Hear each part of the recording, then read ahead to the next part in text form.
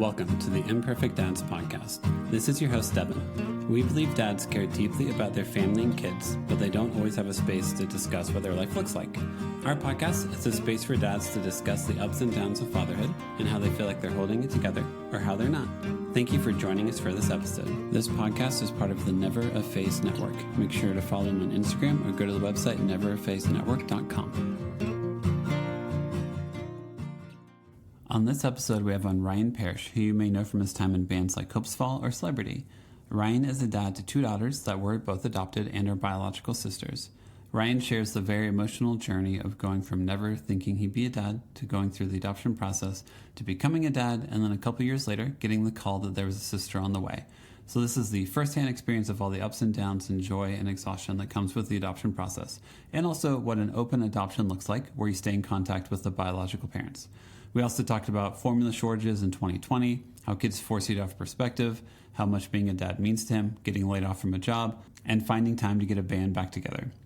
At the end of this episode, Ryan mentions a show that his band Celebrity was playing on April 10th at the end. That show did sell out, so I didn't really bump it up in the rotation to help him promote it. But Ryan, congrats on getting the band back together, doing a show, and selling out a show. That's awesome. Just like one more thing. Dad, just start the episode. Oh, my bad. So I'm here for all the side tangents. I'm here for all the stories because I've also gone to parties where you start telling a story and you're like, there's only one dad in this group. I'm sorry to everyone else, but here's a cute story about my kid. Have fun. Yeah, and it's just like, especially to people with no kids, I get it. I used to be that guy, so. I get it. Well, this started out with a really basic question. How many kids you got, ages, all that good stuff? Yeah, I have two. I have a 6-year-old who just started kindergarten last semester, I guess, and almost 3-year-old. She'll be 3 on July 4th. Nice. So yeah, very busy, and both daughters. And it's worth mentioning too that I'm an adoptive father. We adopted both of them at birth, and they are full biological siblings as well. So fascinating. It's a really crazy story. But yeah, they've completely changed my life. I mean, they turn your life upside down in kind of the most beautiful and chaotic way. But yeah, I'm happy to talk more about that. I'm very open as an adoptive parent. Okay. Yeah, if you could. Okay, so they are siblings. They're from the same biological parents, and you adopted both of them? Yes. I've never heard a story like this before. So yeah, please, if you're comfortable telling it, I'm fascinated to know how that came to be. Yeah, it's a wild story. Kind of go back 10 years really is when this conversation started between me and my wife, Tyne. My wife, her younger sister was adopted. They had a lot of fertility issues. Her parents did. So they adopted Jessie from South Korea. So it's something that is very near and dear to my wife's heart. Mm-hmm. And I was always certainly open to it. I wasn't one of those people that grew up thinking I was going to be a dad. And I don't mean that in the way that it sounds. It just wasn't something that maybe I had written down, on paper of this is something that I want to do. I was always open to the idea. And then when I met Tyne, she had a real passion for children. So, I love her to death. And I was like, if this is something we want to do together, I'm more than open to doing it. So yeah, we started the process 10 years ago. We're working with an agency. We had some struggles there. Mm-hmm. Namely, agencies traditionally have to kind of be neutral. Yeah. Meaning they can't really take a side one way or the other. Makes sense, right? They have to keep the best interest of both parties, both the biological family and the adoptive family. However, the agency we were working with was, I would say they were a faith-based organization. Mm-hmm. And, I'm an analytical guy and I want answers. And, just basic questions like, were the parents using? Those weren't things that they would really open up to. They wouldn't be very clear about that. Gotcha. So yeah, we took a bit of a pivot from the agency and ended up hiring a consultant, but an adoption consultant. Anyway, rewind a little bit. When we first started the process, we had 2 matches. You're matched with a biological family. The first match we found out was kind of gaming the system. Okay. Yeah. Which, it's part of the risk of adoption. Mm-hmm. I have no ill will towards that parent. They were in survival mode. Mm-hmm. But we found out, and so that was a failed placement. We were matched with another mother who was in jail, Mm-hmm. which sounds dark, and it is, but there's also pluses to that because they can't use in jail. Yeah. They're being fed. I know that Yeah. sounds crazy to maybe some of the listeners, but we can get into this too. The disparity of economics in America is vast, and I don't think a lot of people understand maybe the depth that, it affects some people. That was also a failed placement. She got out, and good for her, and basically lost contact. So after those 2 failed placements, I was pretty emotionally wrecked, Mm-hmm. for lack of a better way of saying it. And I really kind of hit a point in my life where I was like, I don't know if I can continue doing this. Mm-hmm. Just emotionally, it was just so heavy. And adoption is such a beautiful but tragic thing at the same time. There's a dichotomy there. And also, too, it's very invasive for adoptive parents, because it's very stringent, and it has to be. Mm-hmm. I mean, they come in, they walk through your house, they look through your closets, you go through an FBI check, you spend a year Every stone is turned. Yeah, you spend a year doing a home study. I mean, they ask you questions like, how's your sex life? I mean, it's so invasive, Yeah, right? Yeah. Yeah. And I'm a pretty private guy. So I went to Tyne and I was just like, I don't know. I don't know how to proceed here. And through a stroke of luck, Tyne was on Facebook one day, and she had a colleague in New York.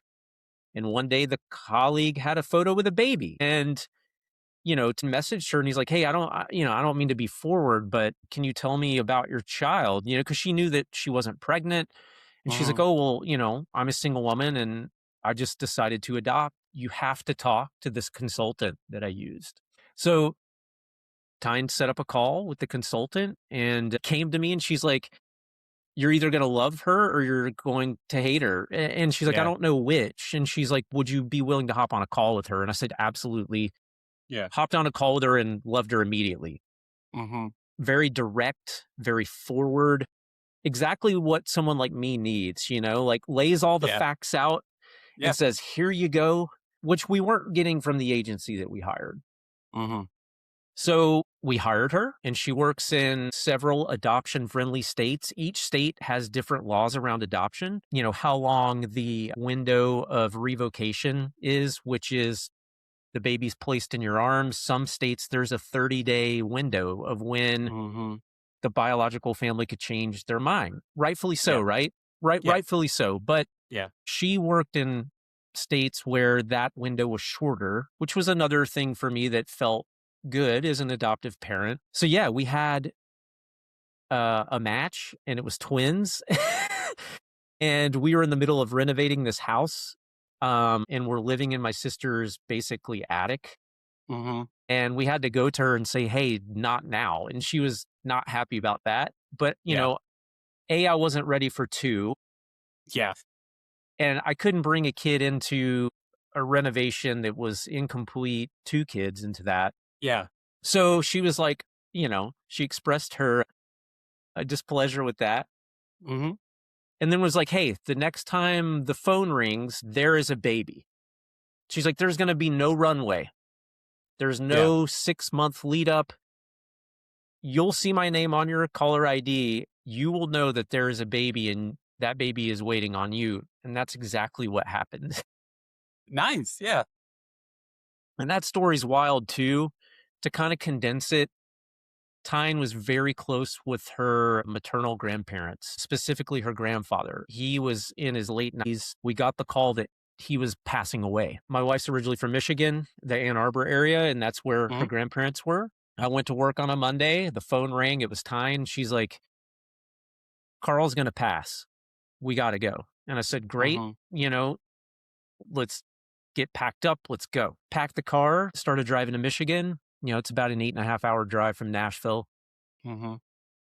We're in Cincinnati, so about halfway. And guess what happens? The phone rings. You get a phone call? Of course you do. And it's our consultant. And she's like, Yeah. there's a baby girl. The family has chosen you. Can you be here tonight? And What? it's worth mentioning where it was. Yeah. Shreveport, Louisiana, which is northwest Louisiana on the border of Texas. Yeah. The complete opposite direction of Michigan.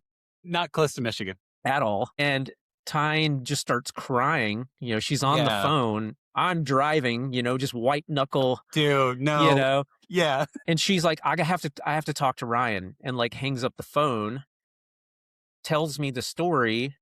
I was like, well, we can't be there tonight. There's no physical way. If you want to say Yeah. goodbye to your grandfather, we don't have the time to do that. Yeah.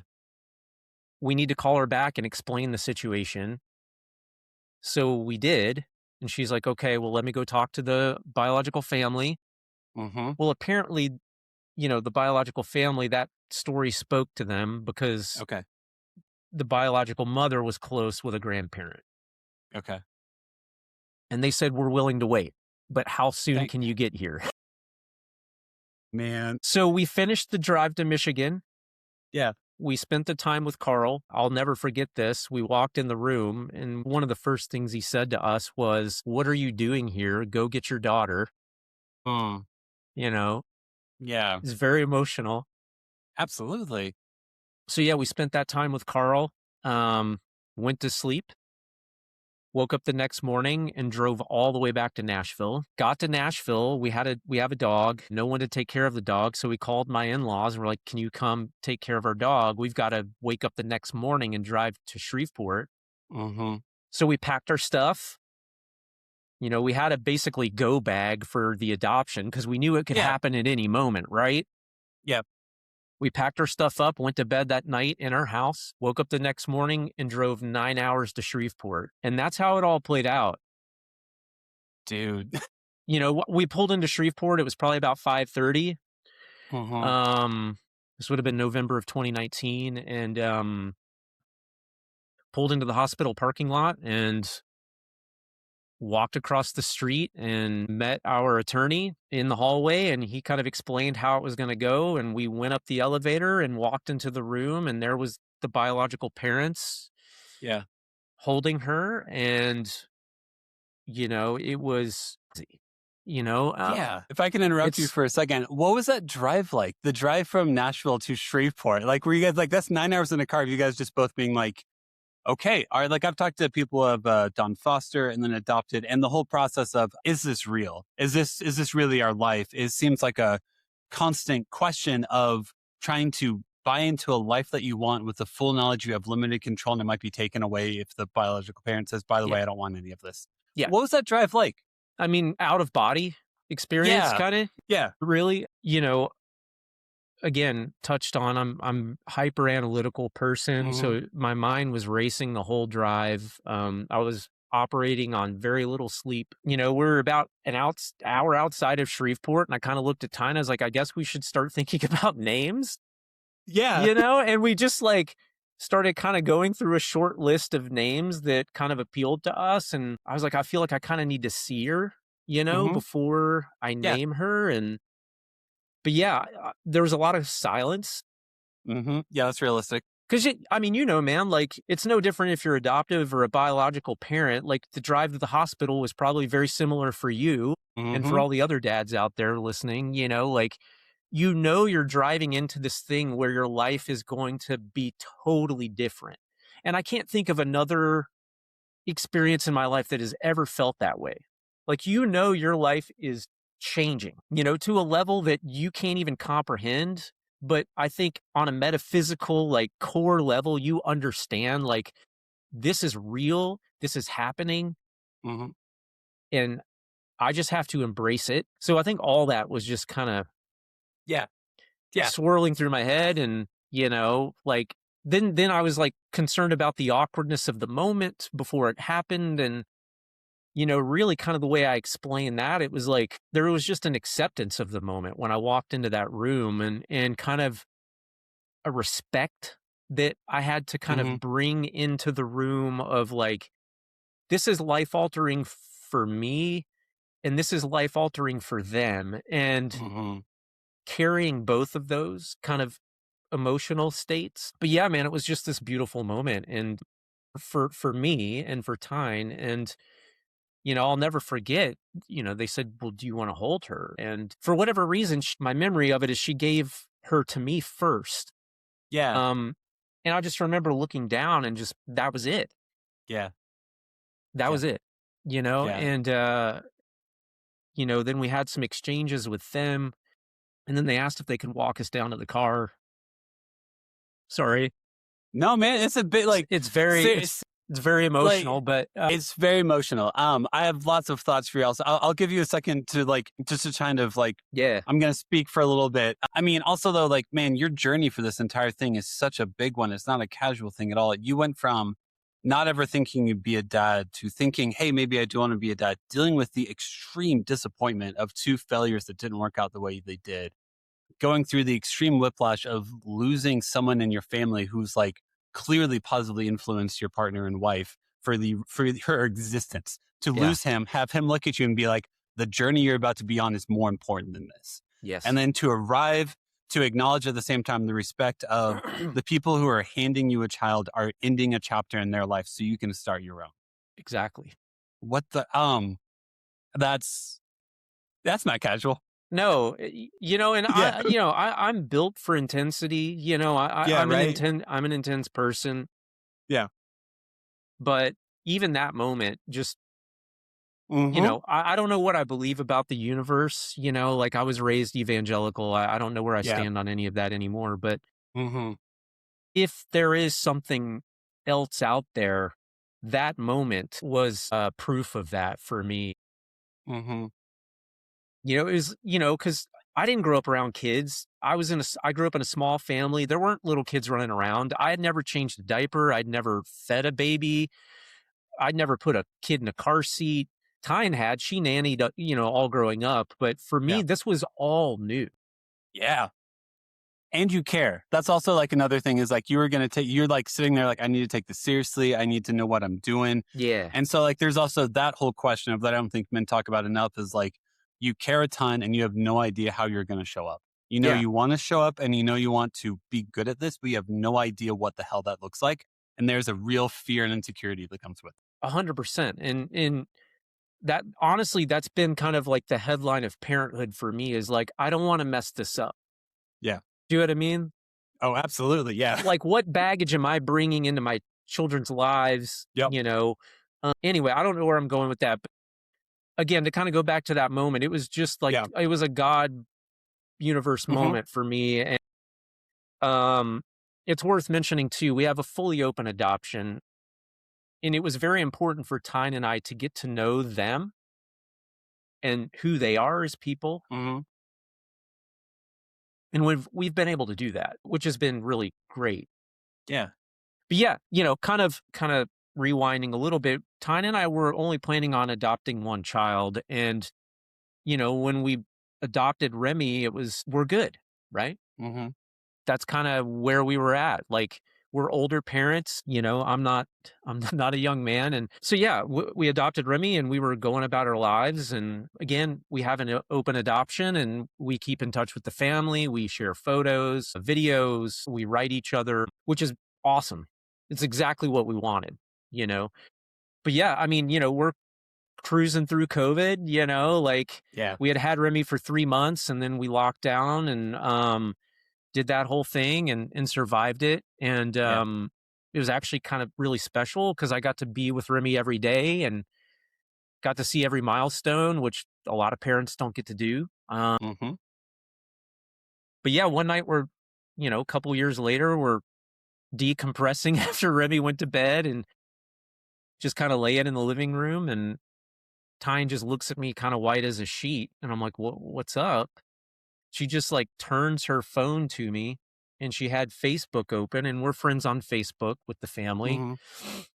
And I'm paraphrasing. I don't remember exactly what it said, but it was something along the lines of, are you ready for number 2? That's it. And I was like, there's no way. There's no way. Right. Yeah. And Tyne's freaking out, which generally I'm the one in the relationship that's a little more nervous. She's a little more even.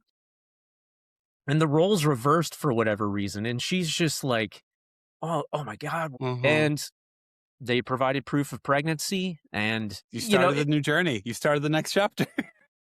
And it's so funny because my overly analytical self traditionally, like, let's just use Remy as the example. I was just so in my head about it. But when we found out about her sister, it was just like, well, of course. Yeah. I mean, it was so strange that my brain, and as a dad, you're signing up for so much. Yeah. But I was like, of course. Yeah. So we started the communication, and we knew that she was due in July, and we made a plan, and she was like, look, if the baby doesn't come, they're going to induce me on July 3rd. And July 2nd came around, and we packed our car again and drove to Shreveport with Remy in the back. And that was a very different experience. Yes. The second time around, because we knew them and there was familiarity, and it was like seeing family again and embracing each other and being with each other in the hospital for 3 days. She was born on the 4th of July, and I have this vivid memory of like we had rented an Airbnb the second time because we got smart. The first time we were in a hotel room for a month with Remy, because we couldn't cross state lines for a month. Yeah, of course. Yes. It's illegal to do so. They have to do all the paperwork and everything. So we were in a tiny hotel, but this time we thought ahead and got an Airbnb and had some space. And I'll never forget laying down that night knowing she was getting induced and fireworks were just going off all night. Yeah. And I was like, man, this is surreal. This is like, that's cool. It's like a movie moment, So I woke up the next morning to Tyne, like right here, saying the baby's here. And I was like, okay. And we rushed over to the hospital and met her, and then couldn't name her for 3 days. We really struggled with naming her. And then, we named her Glory, kind of a nod to the 4th of July and Old Glory. And and even kind of just the whole story, like how beautiful it all is, So and then we brought Glory home, and they're happy and healthy and crazy as ever. Dude, full of energy. When you have your second kid, it does, like, the nerves you have for the first are drastically, like, they're different. Because first we're like, oh, what's going on? How does this turn out? Like, the nerves for the first one are insane, intense, and like a lot of anxiety. The second one, they're still there, but they are definitely, you're like, okay, I can do this. Like, because number one, you're like, what the F did I just sign up for? Who do I think I am? The second one, you still feel that, but with like some confidence to it. So I love that even with having the second adoptive daughter, you were still like, okay, we're just going to make some tweaks already, so this is better, because we're on one. Man, now I'm aware of what I didn't know to an extreme extent. Yeah, that's exactly how I felt. It's like, I know how to do this. Yeah. Know how. Ish. Yeah. But, the stages, the phases, which for me, like, again, being in my head, like, is so helpful. It's like, okay, well, I know that this phase is 6 months, right? And then this next phase might be 4 months. And just knowing what to prepare for me goes so far. I'm such a planner. Yep. But it's been beautiful, man. Like, my biggest fear was like, will they get along, or will it disrupt our flow as a family? And Remy has just taken to being a big sister. That's awesome. And Glory is just a different energy than Remy entirely. And they offset each other in a really cool way. And we feel very lucky, man. And like, biological or adoptive parent, it's all the same in a lot of ways. I mean, there are some complexities of being an adoptive parent, but the day-to-day is the same, right? It's, you're doing all the things you got to do. And the girls were very open with them in age-appropriate ways. They know their story, and we don't hide anything from them. Yeah. When strangers approach us, which happens because Tyne and I are both dark-headed and dark eyes, and our girls are blonde and blue-eyed, they're like, well, where does that come from? When appropriate, depending on the venue, I'll just be open, hey, well, this is our story. And sometimes people kind of get nervous, and I'm like, no, there's no reason to be nervous, or it's just how we grew our family. Yeah. And this is reality. But I could also understand judging the moment, which I mean, like adopted kids are not, when strangers ask you questions and you're like, there's actually a really long story here and I might never see you again. So what's the polite, you're just being curious. So what's the polite answer here that's truthful, but also I'm never going to see you again? Yep. What do I do with this? Yeah. I'm a pretty honest guy. Like, I feel like just being honest and within reason, Yeah. Okay. So I've got it. So I'm remembering, so you would have had to, I'm assuming, formula feed both your kids, correct? So during COVID, there's quite a formula shortage.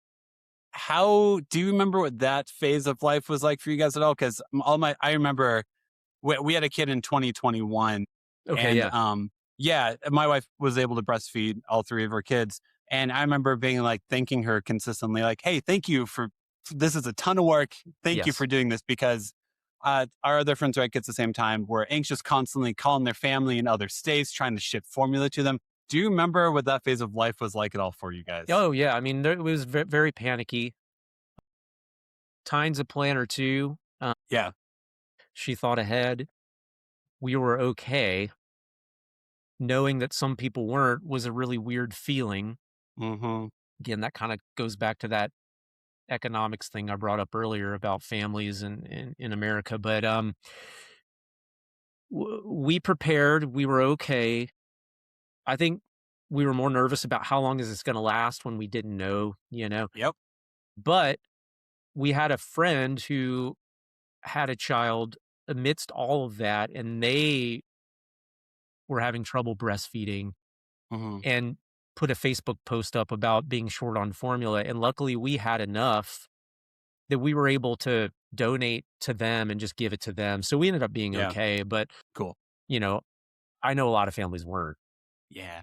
It's a unique anxiety to remember, because my friend Justin, who I used to do this podcast with, they formula fed. And he would be calling his family in Cincinnati and Kentucky, being like, can you guys just go to any grocery store near you? And it's just this constant inventory while you're already exhausted. And just, yes, it was for multiple reasons. 2020 to 2022 was a really interesting time in life. But to add the formula shortage to it also, whenever you're already entering into a new identity and existence, it's like, oh, come on. I don't need this too. Yeah. I mean, it was trial by fire. That's kind of how I feel. That whole window of time when we adopted Remy to COVID, it was like, it felt like we were being tested in some way. I know that sounds kind of cheesy or maybe a little loaded, but we got through it. And again, I'm grateful that I had that time. I will look back on that time with anxiety, but also like a precious just being with her every day. I mean, I saw her take her first step. That wouldn't have happened. That's so cool. That wouldn't have happened. That would have been at work, Yep. And honestly, that's what I think one of the main things that being a dad immediately forces you to recognize is this constant holding of two emotions at the same time. You do have to look back and be like, oh my gosh, it's so sweet. I got to watch her do her first step. But also in the back of my head, I was constantly worried about if we get a disease and die. Yeah. Yeah, man. I mean, when I explain parenthood to people that may be thinking about it or they're on the fence or I always say it's a marriage of contrasts, It's like deep beauty, like this beauty that at least for me, I had never experienced while simultaneously holding deep frustration, right? When you're in that moment and they won't put their shoes on or whatever. Yep. They're mad at you because you gave them the blue plate instead of the red plate or whatever. So, but I feel the red plate? Yeah. It's like, how dare I offer you the red plate? But how dare you, man? From where I sit, and anything good in life, truly good, you have to exist with both things, right? Anything worth its merit is going to have deep beauty and deep frustration or whatever emotion you're going through at that time. And, I think being a dad has made me a more intentional person. And they're teaching me, oftentimes I feel like they're teaching me more than I am them, And that wasn't something I expected walking into the role, I don't know. It's just, they have a way of just bringing you back down to earth, and someone that can get locked in his head. It's so good for me, I don't know. Yeah, I think the beauty of a child is their just constant mental presence. And as an adult, holy shit, is that hard? And so, so to be with your kid who like literally, yeah, my 4 and 8-year-old are like will like spend 20 minutes watching Bubbles, and I'm like, after 30 seconds, I'm done. And I'm like, Yes. no, man, like stop it, like just stop where your head is, stop traveling somewhere else in your mind. Like, be here. Your 4 and 8-year-old are currently in your backyard. It's a beautiful day. They're blowing bubbles and giggling. What else do you need? Mm-hmm. What else is so damn important? And Dude. that doesn't get easier, but No. it is a constant reminder of like, and I hate all the cliches that are so accurate of like, oh man, like they're only young ones. It's the present is the gift. And you're like, but it is. And But it I is. wish it is. I don't like cliches either, but like it's 100% true. And Yeah. if you are a thinker, children will challenge that, and they'll hold a mirror up to you and say, look at, they're not saying that, but that's what's happening. It's like, oh, I'm so concerned about the state of the world and doing this. Yeah. And like, Yeah. they don't care. No, they don't. They're like, are you here with me kicking this ball right now? That's what they correct. care about. And Yeah.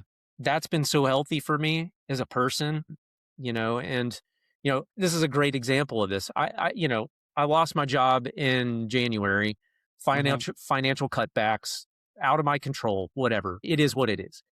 And, Remy noticed that I was home a lot. She's like, Dad, are you working from home all the time now? And I was like, well, this is a window, right? That she opened the door. Yeah. And, I shared it with her in age appropriate way. Like, hey, listen, my job went away, and I could kind of see her wheels turning.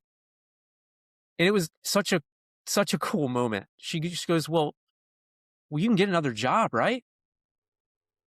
And I'm like, well, yeah. I mean, like, sure that's could. how, I'm so locked into like, I got to update my resume. I got to get blah, blah, blah, and it's just like, she just like brought it back down to just, well, you can get another job. Yeah, there's other chances out there for you. And it's like, it's such a, for me, like, again, like, it's just such a centering thing. And it was like, that she's right. That's exactly right. Why am I in my head about this? It will work itself out. It will. It will. But also, like, whenever you hold that responsibility and that weight, like, I'm also an analytical person who's looking for the next action step, basically. So, yeah, so it is very much like, okay, how do I update the resume? What context do I have? Do I want to stay in this field? And you're going through this identity crisis, and then your kid is like, yeah, you'll figure it out. And you're like, but if I don't, how do we eat? And they're like, no, we'll figure that out too. And you're like, it's too simple. It's too simple of an answer. Where's my complexity I just created in my own head? Come on. Yeah. But I mean, the central truth is there. She's right. It's true. She's not wrong. That's what sucks. She's not wrong. And for me, it's great. It's great. Yeah. Yeah. It is, because it does. I think I think it's fascinating as I get older to realize what tethers me to reality and what I choose to allow to tether me to reality. And that is, it should be family. And I'm grateful that it is family. I feel the same way. I mean, there's something so grounding about being a parent. It's like, I don't remember who I was listening to. I was probably an audiobook or something on parenting, but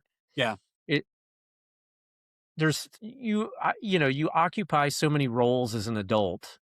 And to some extent we're putting on hats and performing but I'll always be their dad. That is unending, and your marriage can end, your job can end, your friendships can end, but I will always be their dad. And there's something so I don't even know how to put it. It's just like, it's so affirming in a way. It's like, well, I mean, I guess I could stop being a dad, but then I would be a big piece of shit, right? And I don't want to be that kind of guy. You do have the option to not be a father. You do have the option. But you are still their father. So that's whereas like you can stop being a husband. Right. You can become an ex-husband. I don't think you can become an ex-dad. You just become a piece of shit dad. Yeah, you just become a deadbeat dad. Yeah, and I'm not on that track. I'm not going to do that. But I don't know. There's just something so cool about that, and knowing that is, again, I get kind of like in my head about where I'm going or what I'm doing or what's the next record gonna sound like or whatever. And it's just like, no, this is my purpose. Is to shepherd these children and to be kind of a tour guide. Honestly, it's like, you know, while also recognizing they're sentient and they have their own thoughts and feelings and their own orientation to the world, and to not get in the way of that too. I think that's an important thing as a dad. I don't want to like try to imprint. I want to instruct, but I don't want to. They're already in there. You know what I mean? Who they are, they're already in there, and I want them to flourish and to discover those things that excite them and ignite them, bring joy. And I'm less interested in trying to shape them. I'm more interested in like letting them grow. And who are you really? I find myself asking a lot of questions to my kids, and I think that's just because of how I grew up. Again, being evangelical, there's always an answer for everything. And I think oftentimes my kids just say, "What do you think?" Yeah, pretty much. Well, because the way I view it is like, I already know what I think about it. And I know once I say that, I've already muddied the water for what they're going to say. And honestly, I already know what I think. And I'm tired of knowing what I think. I would like a switch to turn that off sometimes. Thank you. I'm filled with opinions. I'm filled with thoughts. And so like, I think my hope is always to have an idea of what my integrity is and live within it, and to be aware of the ways in which I'm building my own ego and try to limit those opportunities, or at least call it what it is. Yes. Because if you ask your kid a question, like I'd rather want to know what you want out of the situation, because I can direct this whole thing. I can steamroll the hell out of this entire relationship. I know how to do that. I really don't want, that's not a relationship. And I think one thing that's fascinating to me doing this podcast is hearing so many dads who have that same sentimentality to them, is they don't want to be like, you have to be a doctor to be successful. You have to be a lawyer to be successful. More just try to lay out the facts. Like, what do I want to be? Well, hey, if you want, like, if you have an interest, like my middle child has a lot of interest in being a vet out here in Colorado. Colorado State has this huge like structure up north where they have like a fake vet clinic where they do operations in it. And they have real life operations where the students practice. It's called CSU Spur. And they also like have a fake vet room where they have stuffed animals and they have a list of what's wrong, and they walk through the process of how you fix it and everything. So for my daughter, I'm like, hey, if this is an interest to you, I want to explain to you what this world looks like so that you understand what you're getting into. But like, if you're a vet or not, doesn't dictate my love for you. Doesn't dictate my support for you. Bingo. So I think that is like the most fascinating balance that I feel like a lot more dads of our age are figuring out is, I'm not going to make you be a vet, but if you're interested in it, I'm going to be your advocate and your researcher so that you can know what this reality looks like, and hopefully know you well enough in which if it doesn't seem like it's you, I can help steer you in a different direction. Exactly, man. And, I often think about that with like the music thing for me is like, I pursued that very heavily in my days. And if they were to show interest in that, I could give them a real accurate picture of that, and it's not to prevent them from doing it. But like you said, it's like, well, here's an accurate picture of what that could look like. Yep. If that's what you want to pursue, go for it. Yeah, just trying to guide without getting in the way. It's so tricky. It's so tricky, man. Or without putting your thumb on the scale too much. Yeah. And, I like to control things, and same. It's a real battle, and I think that's why I read a lot about it. And I do think this generation of dads, I don't want to say we're different, but the studies do show that, I mean, I saw some crazy statistic that like, 2 generations ago, like the amount of men that changed diapers was like in the like 20 to 30%. And now it's like completely flipped. And to me, that's just a radical idea. Like, how could you not change your child? Like, there's the guys from the Lone Bellow were on, and I'll never forget their story. One of them, I think it was, I forget who was in the band, but they're saying how like their grandpa, there was one time in which maybe a baby had a soiled diaper, and instead of changing it, they drove to where their wife was so their wife could change their diaper, because they literally felt such a lack of responsibility, or I guess the nicer way to put it, the cultural norm at the time was so foreign for men to change a diaper. That's what the correct step for him to do was. Oh, yeah. And that's insane to me, because in my head, I'm like, all right, if my kid has a need, my job, my role, the way I love my family the best, how do I meet this need? And how do I give more of myself so that I also meet that need? Because having your wife do it, that is an answer. That's correct. Why can't you? Yeah. Is that an offensive question? It shouldn't be an offensive question. No. I totally track that. Like... Yeah. But I think, I don't know. I'm very interested in this topic in particular of just like modern masculinity and how men are showing up as nurturers, and I hope that we see the fruit of that labor in generations to come, of men being more in touch with that part of themselves, which we all have. Yes. I'm sure there's some alpha podcast bro out there that would disagree, but I doubt he listens to this podcast. He probably does not listen to this podcast. But I don't know. That's been a part of my journey too with the kids, is just like tapping more into that part of myself. Because I'm such a doer and a like, all right, we're getting this done. And, and leaning into that nurturing side has been good for me. Yeah.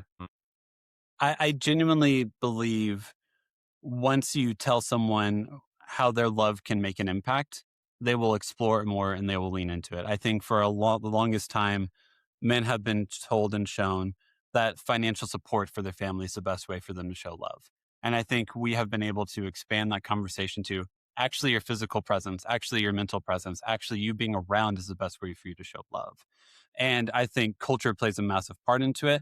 Of if everyone tells you this is how you love your family the best, that's what you think the best way to love your family is. And so you just try to expand the definition in what ways you can. And I think it's beautiful to see so many dads realize that their love matters. Because I think for the longest time, they thought their work is what made their love show. And it is a beautiful way to show that you love your family. But to show that your physical presence, your words is actually a way to show love that has a great impact also is hell yeah. Yeah, I mean, kids, all they want is presents, man. That's it. Yep. And not presents like gifts, but like presents, like C. My slight Southern accent might not enunciate that your very presents. Well, but just being with them, and I go so far. And I think in moments where I've maybe feel like I botched the day with my kid, I come back to that. I'm like, well, was I present? Was I with them? Was I? Yep. There are going to be moments where we lose our patience. It's inevitable. We're human. But I think just continuing to show up for them goes so far. Yeah. And I think that's just what I try to do as a dad. But yeah, totally. Yeah, because it is like, if I'm ever annoyed with my kids during an entire day, my first thought is like, so where are you mentally then? Because that's the first question I should ask. And there are times in which your kids are just at each other's throats the entire day. They aren't getting along. It's not a good day for them. So that's like, I'm not saying it's all on you because that's not a realistic interpretation. But normally that's my first thought. I was like, okay, cool. How eager am I to look at my phone? How eager am I to be in a different room? How eager am I to put on a record? And then I'm like, oh, cool. All of that is what my energy is today. That's why you don't like your kids today. It's because you need to. And sometimes it is looking at your wife and be like, hey, I need to go on a run. I need to go on a walk. I just need to get out of here for at least an hour or so. And then I know then everything will be better. But like, that's whenever I am done with my kids. It's like, can I just be anywhere else? And it's like, that can be corrected. And it's honest. Those moments happen. But that's why that's why you aren't a fan right now of anything. But I mean, again, I think it's important to keep in mind, like I've been there, that exact place that you're talking about. It's okay to feel that way too. It is, right? Yes, and I think that's a guilt thing that a lot of parents feel is like, why do I want to be so far away from this moment right now? Yeah. It's because you're a human being and kids will take and take and take. And I don't mean that in the way that it sounds. That's what they're designed to do. But you also have needs. You also need time to not be overstimulated, time to kind of recenter. And that's been an important lesson for me too, is like sometimes I need 15. Yeah. I need 15. I'm at my limit right now, and vice versa with her. It's like, can you take the kids outside? I know what that means. Yes. Okay. I'll take them outside. So I think holding both of those, like I can love my kids more than anything on the planet, and I can also need to be away from them for a little while. Those are both okay to hold, and not to beat yourself up about it as a parent, because it is important to show up when possible as the best version of yourself for them. And sometimes the best version of yourself needs that run. Yeah. Or needs to go play guitar, or whatever it might be. Yeah. Other way I've known how to describe it is, I really think it's fascinating to think of all of this through like the lens of identity. And I think whenever all of your identity is in like one thing, you just need to be aware of other versions of yourself. So like if I've done a whole week with the kids, as if it's summertime and I'm at home with all three of my kids, like I absolutely need to make sure I'm exploring the other parts of my identity. Because I think if I put it's like, oh, I'm someone who plays guitar. If that's all I think I am, well, yeah, that's going to have failures. You're going to notice all the holes and stuff like that. You're more than just someone who plays guitar. You're more than just someone who's a dad. So to me, it's almost like you need to step away and remember like how much more you are than just this version of yourself. So that way you can come back, so you can feed the rest. I don't know the best philosophical way to put it. No, dude. But I think when my headspace gets too much like, this is all I am, then I don't like that. Then I don't like that. Then I'm going to beat that person to shit. I'm going to find all the holes in that person. It's like, no, man, you're not looking at the full picture. You're too hyper-focused. You're too whatever. And you need to come up for air because you are thinking this is all you are. And that's just not true. Mm-hmm. Yeah, we contain multitudes, another cliche, right? We do. Yeah, right.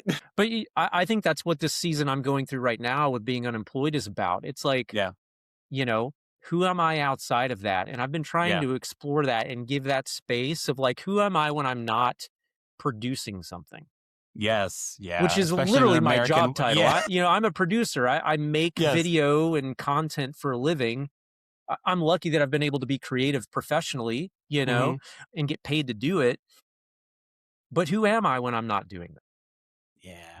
Especially in a Western society in which what can you produce? All of that is like, I freaking make a podcast that makes no money. And there's definitely parts of me that are like, if you are successful, you make money at this. And it's like, well, now I have to redefine what success is because that's what culture has told me success is. And if I live into that definition will constantly change to whatever I'm not doing. Yeah. It's the same thing with my music thing. It's like, people that don't know the ins and outs of that would be, well, you've been successful at it. You've worked with your heroes and you've been on tour and you've made records. And it's like, well, define success. 20-year-old me would have said I wasn't successful. 47-year-old me very much feels that I've been successful at it. I've still been able to do it and make it a part of my life and still be creative. And so that's been fun right now with, this season of unemployment is like leaning back into that a little bit and being more creative and playing my guitar more often because I have the time to do it, which has been really life-giving. And it's been cool to see my kids respond to that too of like, oh, my band's gotten back together. Yeah. Another cliche. Awesome. Yeah, right. Is it when's it become a midlife crisis? Exactly. When's it gone to that territory? There's always that critical voice in my head that's like, dude, what are you trying to prove, man? But like, I'm not trying to prove anything. I love doing it. Yeah. That's the reward at middle age is like just being in a room with my friends. And it's been cool to see my kids respond to that too. Like see that energy that I'm, Remy's really fascinated by it. Yeah. Wants a microphone now, so that's so cool. Yeah. Well, I think that's something that like, I know my wife and I talk about a lot is, like your kids do want to see you inspired. Like your kids want to see you inspired by the life that you're leading because it then opens up the door for them to know that can be part of it. And I think a lot of us were raised with parents who they just went to work. Work was what they did. They went to work so they could support the family. They found joy in everyday life. But like the ability to find joy in a career or hobbies and stuff like that. I think most men our age are like, what were my dad's hobbies? My dad plays a lot of golf now. But like, did he have hobbies whenever I was growing up? No, I think he worked 70 hours a week to provide for the family. Yeah. I'm very focused on making sure to have hobbies. And I think a lot of dads our age are also, so they can, I don't know, show more range to their kids and honestly, to know for themselves that they have more range than them. Yeah. You're exactly right. Like your kids seeing what you're interested in is directly impacts their ability to kind of pursue their own interests. Correct. Yes. And Remy is showing this desire to perform strangely, which I'm like, we don't share DNA. So it's not, it's not baked in your DNA to do that. But maybe through proximity of seeing me perform, I don't know, that could have planted a seed. And I'm happy to nurture that if that's a road she wants to walk down. But I also am not going to force her down that road either. I'm not interested in saying you should be interested in this because I am, Yeah. Which is an interesting, because I play guitar. We have like a piano and mandolin and all that. And I just leave it out. So if the kids want to play it, they can. And then whenever they do it, like for a couple of days in a row, I'm like, do you have any interest in like taking lessons or like anything like that? And if they say no, I'm like, just so you know, I think that's a interesting part of parenting is figuring out when to like to let them form their identity and nudge at the same time. And whenever like, yeah, my oldest seems to, she's very type A, firstborn, likes rules, likes organization. I'm like, oh, you would love piano. Like you would love like the following of form. You would love all of this and it'd be beautiful. And like, I think you would love this. She also loves like sewing and fashion and stuff. But then I'm like, well, I can't, I'm not going to like sewing seems to be the thing she seems to be more naturally gravitating towards. So I'd rather invest in that. But also piano's here if you want it, just so you know. We're doing the same thing, Devin. It's, you know, like when you see that door crack open, it's like, okay, well, now's the time to have this conversation, see how it lands. Yeah. And then if it does land, then we sign you up for theater, which is what we've done for Remy, and she's loving it. That's awesome. You know, so she wants to be on stage. She's like, I want to be on stage. It's like, all right, we can make that happen for you. Yeah. That's why we did that for our, it's interesting though, because like our middle child, I know is very theater type of child. But anytime we tell her like, there's like a little performing arts center in downtown Littleton where I live. And I was like, hey, just, you know, they're doing summer camps. Here's what the summer camp would include. And she was like, no. And I'm like, that's another part of parenting that I feel like it's under discussed. Yes. As you try to listen to your kids' like interests and all, and you're like, hey, here's an opportunity for you to explore this. And they're like, I don't care about that. And you're like, I would like that hour back. Thank you. Yeah, the shifting sand. The shifting sand of what they're interested in day to day. It's like, Frozen is my favorite movie, and then I asked her a day later, and she's like, I don't like that anymore. It's like, okay, all right, okay, that's cool. I totally didn't learn Into the Unknown on guitar. That's fine. I didn't. I totally didn't spend 2 hours one night after you went to bed learning Let It Go. You know, I didn't. Not at all. No, I didn't learn the piano part for any of this, and that's fine. And I'm not offended. I'm adaptable. Exactly. I have learned something. I've learned something that will now be a party trick once. Yes. Probably. Yeah, it's amazing.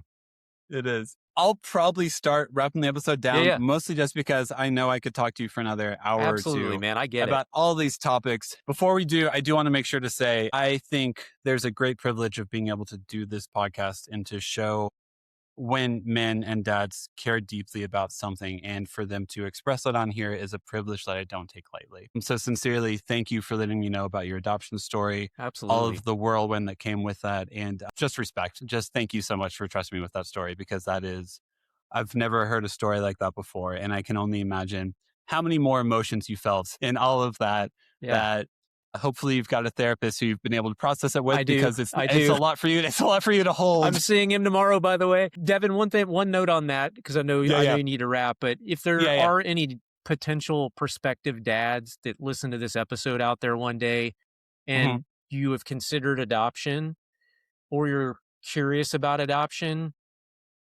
I am open to being contacted. So I just wanted to communicate that to your listeners. Awesome. Because I know it can be a tricky conversation. So if anybody's listening to this, whether it's tomorrow or whenever it comes out or a year down the road, just know I'm an open book and I can be an advocate and offer support if you're looking for that. So I just wanted to share that because it's changed my life. Yeah, that's sweet. That's awesome. Thank you. Okay, so to the questions. So ask 5 questions of every guest. They're pretty lighthearted and fun. First one is, did you have any backup names for your kids? Did you have anything as you were driving to Shreveport? Did you guys, I know you said like an hour out, you came up with the name, but what was on like the backup list? What was on the we almost named her this list? Winnie was high on the list. You know, I'm a Wonder Years. I grew up watching the Wonder Years. Probably my first crush was Winnie. Anyway, I've always loved that name. But when I saw Remy, it was Remy. It was just, it just was. So that was a backup for her. And I think we had a couple others, kind of foggy right now. With Glory, we had a long list. Trying to think of like what a front runner was. Oh man, I'm drawing blanks in the moment, man. You're good. You're good. I wish I had a better answer there. I remember Winnie for Remy. Yeah. But I can't envision You'll Glory think of it being... the second we sign off the call, you'll think of it and message me. I will. It's just how it'll work out. Mira was one for Glory. Heart was one. Heart? Okay, nice. Hart, which I still like that one a lot. Yeah. Those two. Yeah. Cool. What'd you do for middle names? Did you go like family route for middle names? Yeah, we went with biological family Yeah. names for middle names. Remy's middle name is Lynn, which is her biological mother's middle name. And Glory's middle name is Brooks, which is the biological parent's last name. Cool. Yeah. Nice. I think names are fascinating. I think to me, they kind of like set you up for, I think they set you up for a unique path of life because that's what you're called for the rest of your life. So I just find my wife could go do a whole podcast about her name being Tyne and how that has impacted her life. Yeah. So I agree. Yeah. Next question. Who's like your favorite TV or movie dad, or what comes to mind whenever I say favorite TV or movie dad? That's hard. You are quite a lover of film. I am. I love, I don't know if I'd say my favorite, but a film that just like burrowed into my brain and soul. And like, I honestly think about it every day. And it's not because I want to maybe be like this person, but After Sun, The Father and After Sun, that film. Mm-hmm. If you haven't seen the film, I haven't. Top five if you're a dad. Okay. Yeah. Just a very moving film about a father-daughter relationship. But like one I would aspire to be, that's hard, man. Trying to think like TV shows. Yeah. I like a lot of like dark television stuff and movies, so probably not the best. Listen, Dexter was a great dad. Walter White, he did everything for his family. I loved Dexter. I haven't watched the new version. I mean, everybody probably says Bandit from Bluey, and I mean, yeah, he is amazing. His presence with his kids, Yeah, Phil Dunphy from Modern Family is the other common answer. Dude, that's a great one. Yeah. That is a great one. Next question. What's your replacement curse word? Dude, I'm terrible. Or do you just say it? I'm terrible at this, man. Like, my language. It's the most common answer, just so you know, to go ahead and remove your guilt. The most common answer is I just say the curse word and hope the kids don't say it at school later. That is the most common answer. You know what I've kind of adopted is under my breath. Oh my goodness. Oh my goodness. Like when I'm in a moment of exasperation with my kids, like, and Tyne's like, watch it, and I'm like, you're right. You're right. But my daughter's, replacement word is from Bluey, biscuits. Like when she biscuits is so good. When she gets frustrated, she does it all on her own. She'll just go biscuits. And I'm like, I love it. It's great. My son the other month was playing a board game with a kid who's the same age as him. And whenever they both would be losing it, they go, biscuits. And I'm like, so good. So cute. It's so good. But yeah, oh my goodness, under my breath is like. And then your wife looks at you and it's like, hey, I know what comes next. So center, calm it down. Yep. Bring it down. Bring it down a little bit. Next question. What is like one of your favorite like toys or activities that you play with your girls? Oh man. I struggle with imaginary play. I'll just throw that out. Like, you're way too analytical for it. I get it. Yeah. It's like, there's that parenting meme of like pretending to be a tugboat when you're sad. And I'm like, I share that meme every time because I'm like, that's so accurate. But I love to be outdoors with my kids. And I love being outdoors. I've always been that way. Anything. Like we have a place in East Tennessee. We were just there over spring break. We went hiking. I love it. They love it. It's strangely awesome. Like they go right along with it. Yeah. Remy's really into basketball right now, so we've been shooting hoops a lot, which is super fun. Glory's not quite there yet, obviously. Yeah. But yeah, just being outdoors and being in nature at the lake, any sport that they want to do, I love doing any of that with them. Yeah. Yeah. Yeah. I think it's because it requires like, you can't, if you're on a hike and you're on your phone, what are you doing? What are you doing? That's why I love hiking. It forces me out of that, right? It's like, or fishing or, because our place in East Tennessee is on a lake. So it's like when I go there, it's just we're in like rural nature, so. Yep. That's awesome. That would probably be it. Sweet. And then, okay, last question. I'll let you choose. I'll give you two. You can either answer both of them or choose which one you want. So it is either least favorite kids show or moment of your kid's life you're most excited to like see them enter into that phase of life. I can probably do both. Least favorite. Okay, let's do both. Yeah, least favorite kid show. And we kept it from them for so long, Devin, and I was so proud of ourselves. Blippi. I can't stand it. Like we've never dived into Blippi. I've been able to avoid it for all three kids so far. They found it on their own, and anyway, no offense to the Blippi fans out there, but it just doesn't. It's a common answer. People like it just doesn't sit right. There's just something about Blippi. It just doesn't. I'm not a fan. I don't like it when people dumb down things for kids. Kids are humans, just like you and I. Like, you don't have to. I mean, you do. Hey there, Ryan. How are you today? Yeah. I mean, you do have to.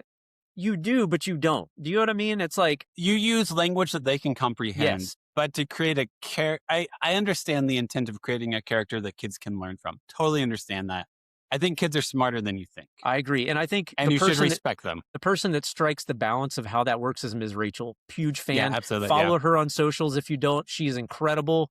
Yes. She should be the president of the United States. Anyway, that's my rant on her. But moments for my kids that I would be, phrase that again, most excited by? Yeah, most excited. Like whenever you're thinking about like your kid's life as they get older, is there any like moment of life, phase of life, you're like, man, I can't wait until you enter into this phase of life? Honestly, kind of the phase I'm in with Remy right now. Like 6 years old to me, there's like, it's like a light turns on. Yeah. And, you know, you're pouring all this energy and effort into your kids and you're like, is this working? And 6 years old to me was the age where I was like, it's working. You know, it's like, I see these, I don't know. Short answer to your question, I think, is just them finding what they love. To me, that is the most exciting part of being a parent, whatever that is. And that's going to look like multiple things throughout their life, right? Whatever they find and love and pursue, that's what I'm most interested in for both of them. Yeah.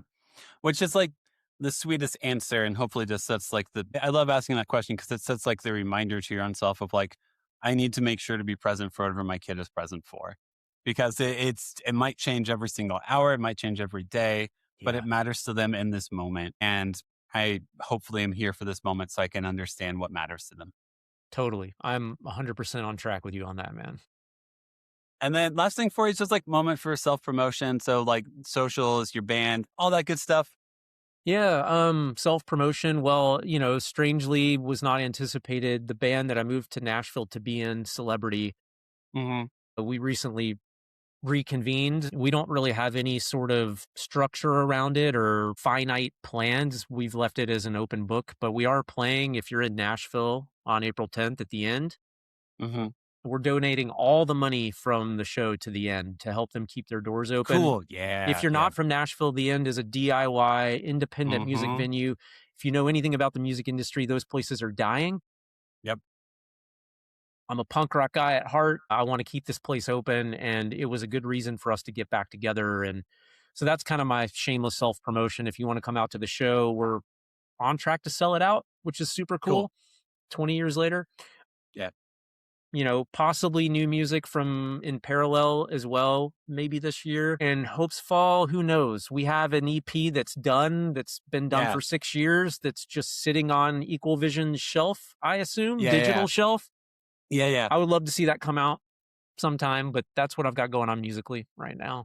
Nice. Yeah. I always like remember moving to Nashville, the first time finding the end. Because whenever I'm from Indiana originally, and like I just assumed Nashville's all country music and CCM. And then finding the end was like, what is this space? This is raw. This is like the church basements I went to see shows at whenever I was growing up, but better. In the best possible way. And Bruce, who runs it, is just, cool. He's in it for the right reasons. So yeah, that's awesome. Once again, sincerely, thank you for your time. Thanks for being willing to do this. And yeah, man, enjoy the rest of your day. Thanks for doing this. I really appreciate it. Man, thanks for having me, man. It's super fun to talk about this stuff. Perfect. I think so too. And enjoy the rest of your day. Yeah, you too, Devin. Thanks so much, man. All right, buddy. See you, Ryan. Appreciate it, man. Bye.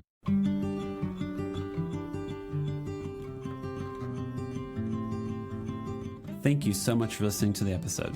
Make sure to follow us on Instagram, TikTok, and YouTube at the Imperfect Dads Podcast. And make sure to give us 5 stars wherever you listen to us. Music, editing, and production is all done by me. Make sure to tune in on Mondays and most Thursdays for new episodes. This podcast is part of the Never a Phase Network. Make sure to go to neveraphasenetwork.com to learn more about them.